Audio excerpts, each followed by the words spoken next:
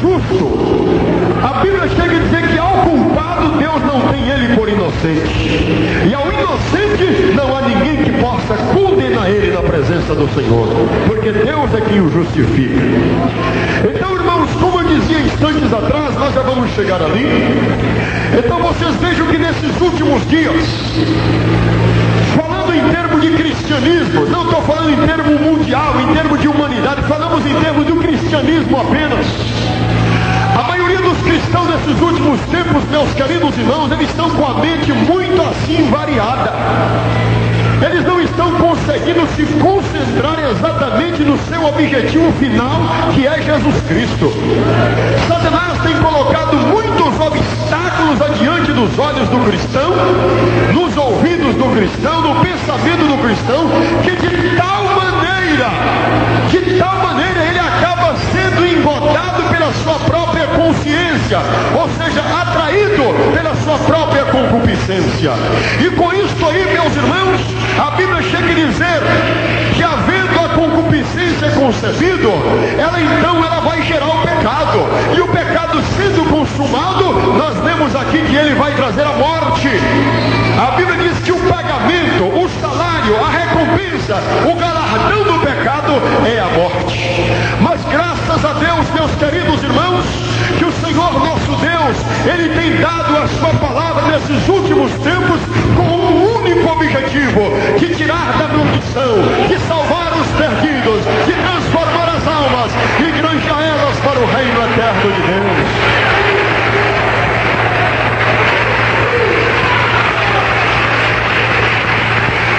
Uma pessoa, meus queridos irmãos, ele não pensa que qualquer pecado que ele venha cometer, isso possa tornar-se uma gravidade muito séria para ele diante de Deus. Vocês vejam, irmãos, há muitas pessoas, meus queridos irmãos, que pensam que há pecado grande, há pecado pequeno. Sim, a Bíblia diz que aquele que me entregou, o maior pecado tem. É lógico que há pecado maior e há pecado menor, mas não deixe de ser pecado diante de Deus. A Bíblia diz em 1 Tessalonicenses, no capítulo 4, a Bíblia diz que Deus não nos chamou para a imundícia, ou seja, para o pecado. Deus nos chamou para a santificação e nos deu o Espírito Santo, o qual nos santifica para Deus. Aleluia! Amém? Agora vocês olhem, meus queridos irmãos, que nós antigamente, a Bíblia disse aqui para nós no versículo 20, que nós éramos servos do pecado.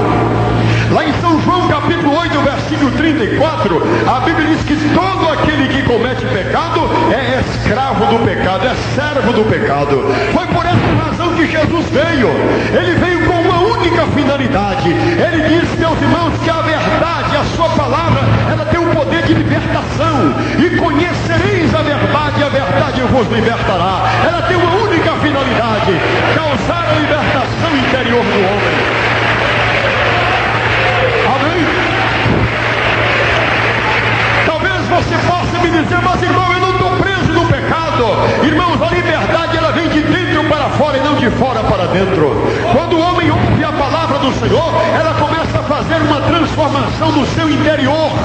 Lá em Romanos capítulo 8, no versículo 2, a Bíblia diz: e não vos conformeis com este mundo, mas transformai-vos pela renovação do vosso entendimento, para que experimenteis qual seja a boa, perfeita e agradável vontade de Deus na sua vida. Esta é a realidade e o desejo de Deus. Aleluia! Agora alguém pode dizer, irmão, mas por que há tantos crentes que não conseguem vencer e desviam do Evangelho? É muito simples, meus irmãos. Lá em Hebreus no capítulo 12, a Bíblia diz bem claro: correi com paciência a carreira que vos está proposta, olhando para Cristo Jesus, autor e consumador da fé. Mas existem muitas pessoas que olham para o irmão, olham para a irmã, olham para fulano, olham para Beltrano. Não, irmãos, não é assim. Se eu olhar para você, eu vou enxergar defeito na sua vida. Se eu olhar para você, eu vou enxergar falha na sua vida. Mas quando eu olho para Cristo, irmão, as coisas são diferentes para mim. Quando eu olho para Jesus, há uma diferença muito grande. Aleluia!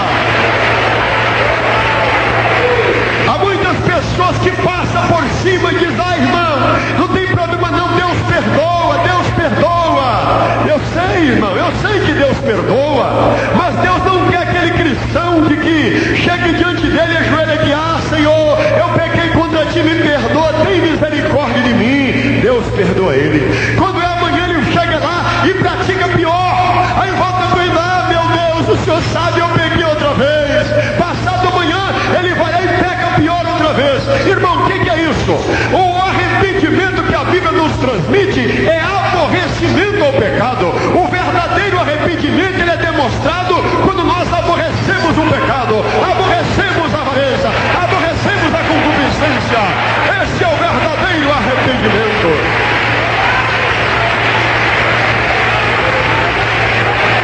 Você sabe que o homem pode alcançar a salvação na última hora, no último instante da sua vida. Mas eu não digo com isso que você deve esperar esse momento chegar.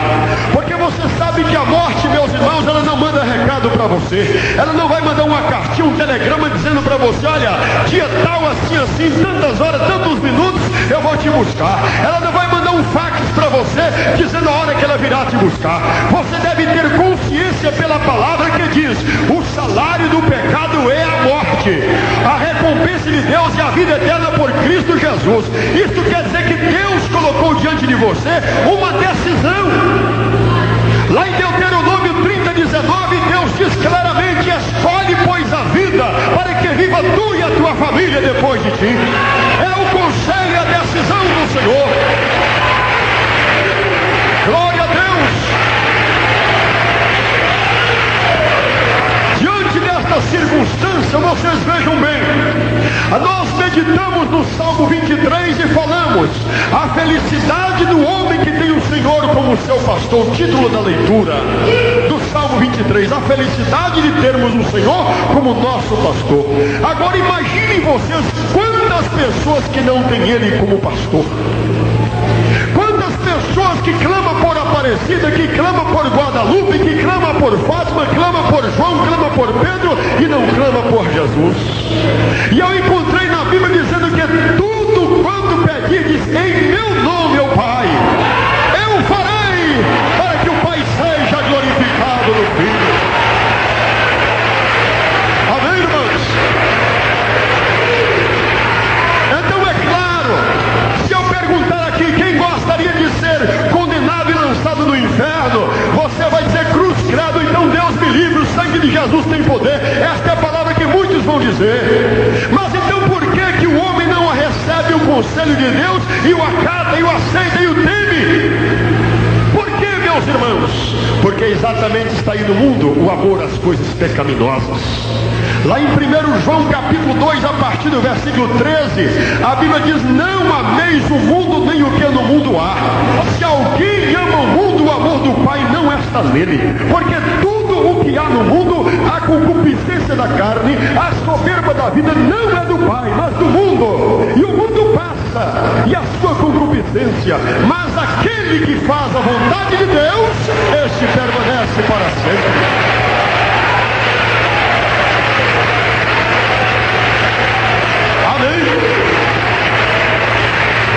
Agora você diz: irmão, eu não quero ser condenado no inferno, Deus me livre. Então aceita Jesus. Não, isso eu também não faço, não. A Bíblia diz: não pode servir a dois senhores. Você tem que tomar uma decisão. Você não pode servir ao diabo e querer servir a Jesus ao mesmo tempo. Ou serve um, ou então serve outro. Você tem que tomar uma decisão, mais hoje, mais amanhã. Há muitas pessoas que disseram: não, irmão, hoje eu não estou preparado. Homem nenhum, irmão, em época nenhuma esteve preparado para Deus, a não ser Enoque e Elias, que alcançaram o testemunho. Os demais, todos eles tiveram que enfrentar cara a cara com a morte, diz a Bíblia. Porque a morte é uma ordem de Deus. A morte é o salário do pecado que existe na nossa carne. A carne do homem, ela é contaminada pelo pecado. Paulo chegou a dizer: com meu espírito eu sirvo a lei do meu Deus, mas na minha carne eu tenho um grande combate. O meu espírito combate com a minha carne para que um oponha o outro, para que a carne não venha fazer o que ela quer. É justamente a resistência interior. Quando o Espírito do Senhor está na vida do homem, ele vai caminhando pela rua da cidade, ele enxerga o pecado, ele desvia os seus olhos para cá, porque tem na sua vida a unção do Espírito de Deus. Meus queridos irmãos, se Jesus viesse hoje, à meia-noite, como diz a Bíblia em São Mateus, né? Capítulo 25, né? A parábola das 10 virgens. E à meia-noite, ouviu-se um clamor dizendo: aí vem o esposo. E se esta meia-noite for hoje?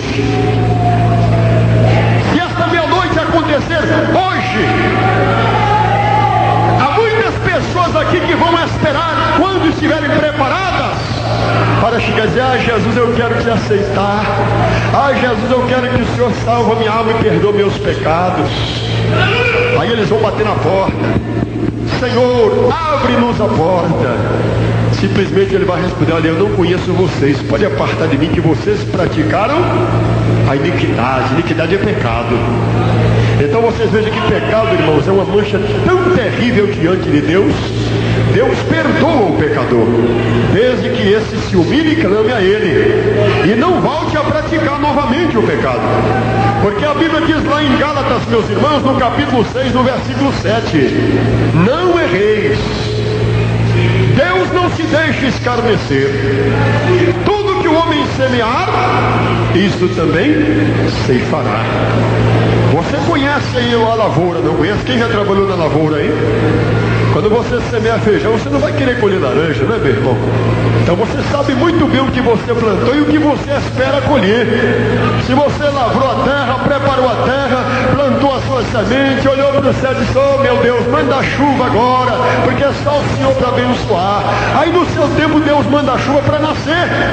Você pensa que o pecado que você tem praticado às escondidas não é uma semente que está brotando dentro de você? Você que não procure chamar o lavrador para fazer uma limpeza na sua vida, tirar o joio do seu coração, queimar a palha que não presta, tirar a má semente da sua vida. Se você não fizer isso, a condenação é iminente. Aleluia, é iminente a condenação, diz a Bíblia. Irmãos,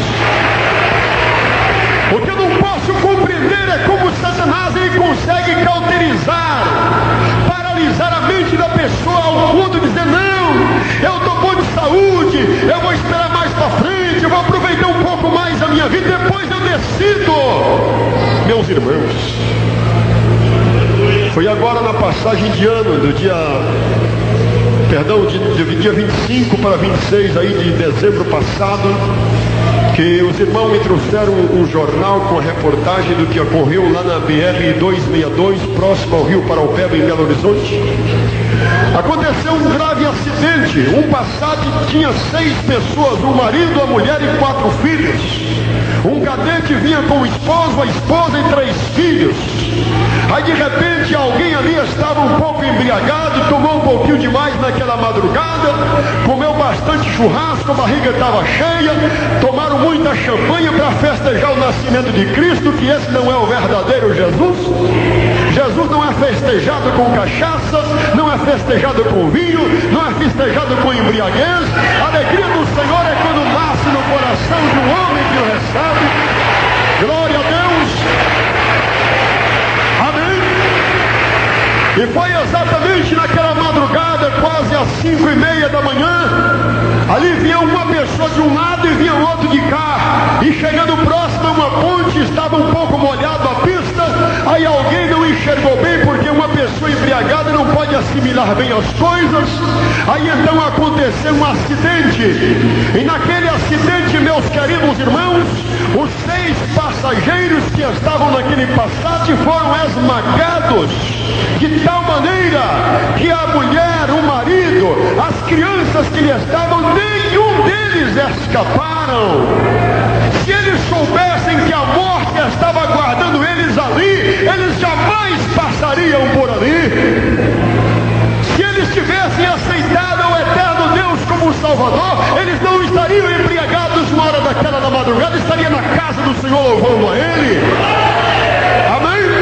Mas é o que a Bíblia diz, que as concupiscências dos olhos, elas trazem a semente ao coração do homem, e esse abraça o pecado com muito prazer e amor. E aqui a Bíblia traz tão claramente: o salário do pecado é a morte. Nenhuma pessoa no seu coração ele pensa: quando eu morrer eu vou para o céu. Esse é o pensamento dele. Ele pode estar aí um borracho, pode estar embriagado, pode estar no adultério, pode estar aí vivendo a vida no pecado, e de qualquer maneira aí fora, que o pensamento é esse: quando eu morrer eu vou para o céu. Mas meus amados irmãos, o céu é para aqueles que recebem a Cristo. Cristo é o caminho, Cristo é a salvação, Cristo é a vida, Cristo é o próprio Deus nos trazendo a salvação.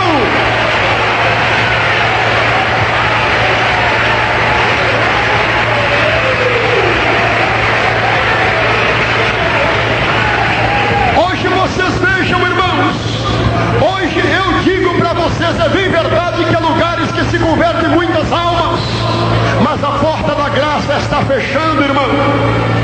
Feliz é você, minha irmã, meu irmão, que tem encontrado a salvação. Não foi porque você quis, não foi porque Deus te enviou a Jesus. Porque está escrito: nenhuma pessoa pode vir a mim se por meu Pai não for enviado. Se você chegou a Jesus Cristo, foi porque Deus te encontrou. Foi porque Ele te enviou a salvação. Glória a Deus. Agora, por quê? Aqui no versículo 21 fala que tem muitos que têm envergonhado do Evangelho. Se antes você vivia no pecado, você não tinha vergonha de matar, de adulterar, de roubar, de prostituir, você não tinha vergonha. Por que que agora Satanás colocou dentro do seu coração a vergonha de testemunhar o verdadeiro Salvador, que é Jesus Cristo? Antes abra a tua boca e confesse que Ele é o teu Senhor.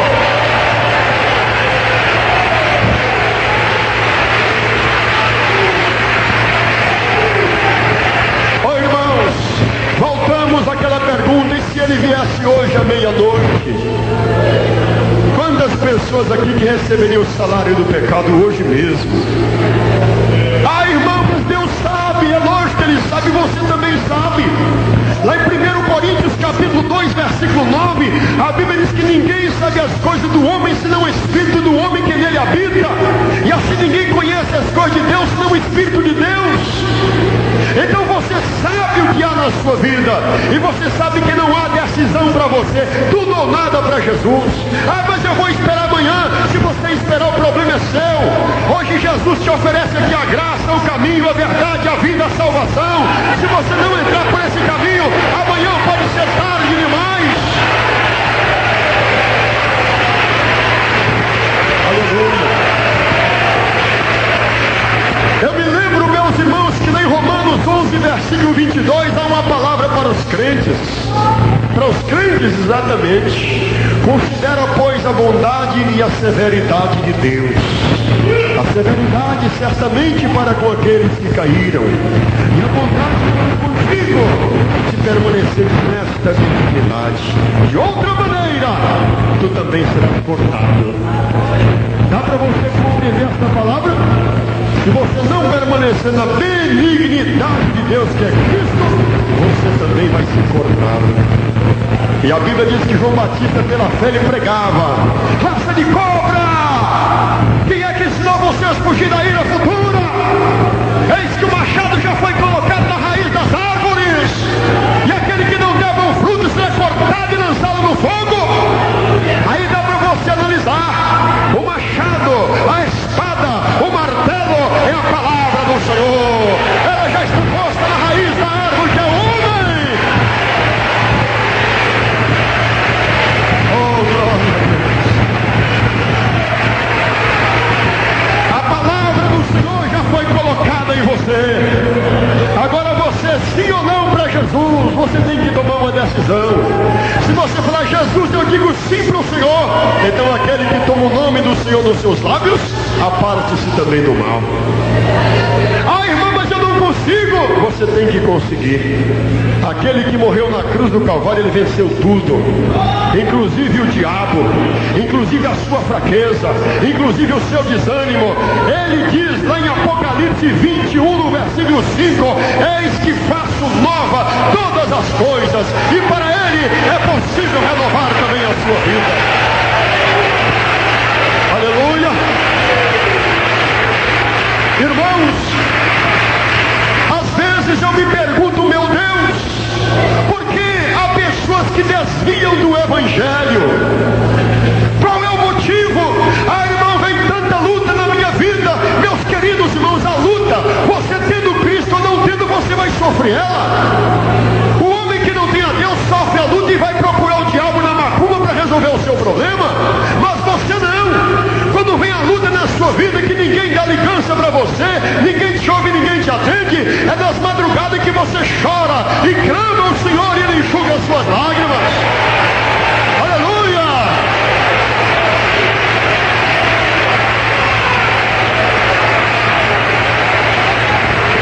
Olha, irmãos, eu confesso a vocês que eu ando muito preocupado, não comigo, mas por onde eu tenho passado a pregar o Evangelho, eu tenho notado que Deus tem dado palavra de advertência. Porque, meus irmãos, salvação não é um brinquedinho, aquelas bolinhas de gude que joga na mão de criança, né? Paque pra lá e paque pra cá, não. Salvação não é isso, não. Salvação não é você pegar um paletó e pendurar no cabide na sua casa, não. Salvação não é você enfiar um sapato no pé, engraxar e ficar bonitinho, não. Não é isso, não. Salvação, meus irmãos, ela tem que ser de uma maneira conforme a Bíblia ensina. Salvação significa ser uma pessoa abnegada, tem que abandonar, tem que negar a si próprio. Tem que deixar abandonar tudo que contraria a palavra do Senhor. Apesar de que nos nossos dias você sabe que existe um misto de igrejas. Satanás ele está trabalhando aí, vocês sabem disso, vocês não são crianças. Vocês estão examinando a Bíblia e têm orado e buscado a Deus, e Deus tem dado discernimento para aqueles que são espirituais. Satanás ele está atuando nas doutrinas dos nossos dias, procurando ver se consegue enganar os escolhidos. Esta é a missão dele. Então vocês vejam que lá em Timóteo capítulo 4, 1 Timóteo capítulo 4, versículo 1, a Bíblia diz que o Espírito expressamente diz que nos últimos tempos muitos apostatarão da fé, dando ouvido a espíritos enganadores e a doutrinas de demônios. Quem são as pessoas que dão ouvidos e são enganadas? São aqueles que não nasceram de novo. Porque o homem e a mulher, quando nasce de novo, é aquele que diz: Jesus, eu te recebo como Salvador da minha alma e eu vou ser fiel até a morte. Glória a Deus!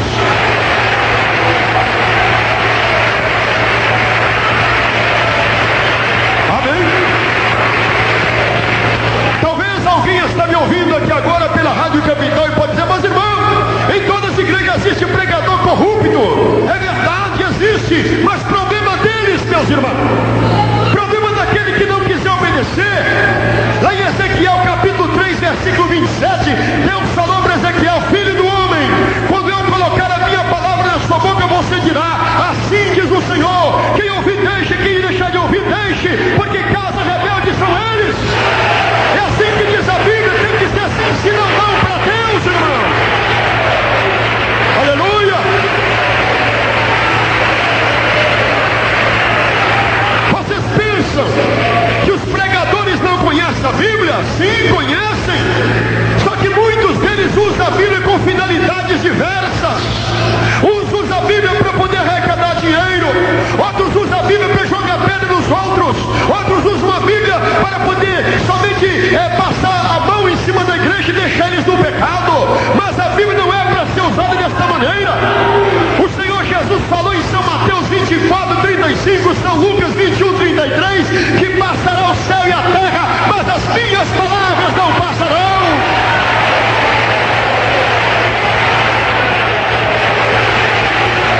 Amém?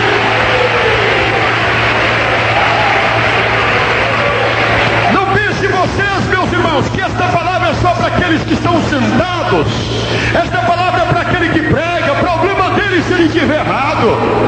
Problema dele se ele estiver errado. A Bíblia chega a dizer: não quereis ser mestres, porque receberão mais duro juízo. Ai daqueles que dizem: assim diz o Senhor, sendo que Deus não falou. Sabe que Satanás, irmão, ele trabalha nesses últimos dias. Ele tem dado um salário que está entampando e cortando os olhos dos cristãos.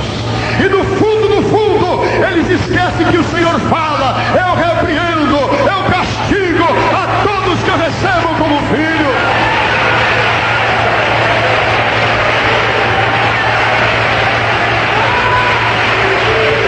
Amém? É bem verdade que muitas vezes o homem critica: esse pregador é muito chato. Ele diz que não pode ir à praia, que mulher não pode vestir calça comprida, não pode andar com roupa decotada, com roupa transparente. Não é o pregador, não é a Bíblia que diz que o teu corpo é templo e morada do Senhor. Não é o homem que fala, não. Você pensa que esse corpo é teu e você pode meter um cigarro nele, tocar bebida nele, adulterar com ele, fazer o que você quiser? Esse corpo não é teu. Se fosse teu, você podia crescer seu cabelo, podia fazer ficar branco ou preto, podia aumentar a sua estatura, mas você não tem domínio nele. Ele não é teu, diz a Bíblia. Amém?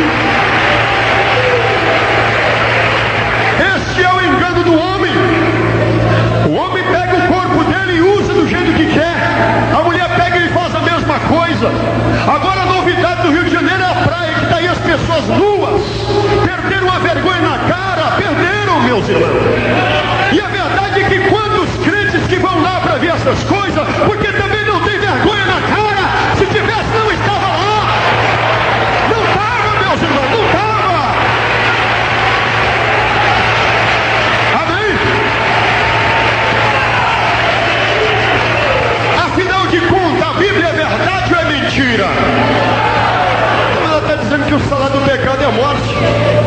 Lá em Apocalipse 2:29, a Bíblia diz: quem tem ouvidos ouça o que o Espírito diz à igreja. Só que ouvir e escutar há uma diferença. Quantos crentes que chegam na igreja conversam o tempo todo, conversa o tempo todo. Esse aí não está ouvindo, está escutando um barulho na igreja de glória a Deus e palmas. Mas aquele que está ouvindo é aquele que está dando atenção à palavra. E a palavra é Jesus. Jesus é a palavra de Deus. Está dando atenção a Ele, diz a Bíblia. Aleluia! Amém, meus irmãos? Irmãos, a palavra do Senhor te coloca hoje no caminho da decisão. Você deve escolher. Você quer o salvação eterna. Eis que coloco diante de ti esta decisão, diz a Bíblia em Deuteronômio 30:19. Os céus e a terra tomo hoje por testemunho contra vós, que te tenho proposto a bênção e a maldição, a vida e a morte. O que você vai escolher? A morte, ela está do lado de Satanás, porque a força dela é o pecado. 1 Coríntios 15, a partir do versículo 50. Que a força da morte é o pecado, o arguilhão da morte é o pecado. Mas do outro lado está Jesus Cristo, aquele crucificado, aquele humilhado, aquele maltratado, aquele crucificado, aquele que foi coroado de espinho, aquele que não tinha nenhuma beleza, aquele que não tinha formosura. Do outro lado está ele na cruz. Ele diz: Pai, perdoa-os porque não sabem o que fazem. Está ele te oferecendo perdão. Oh, glória a Deus.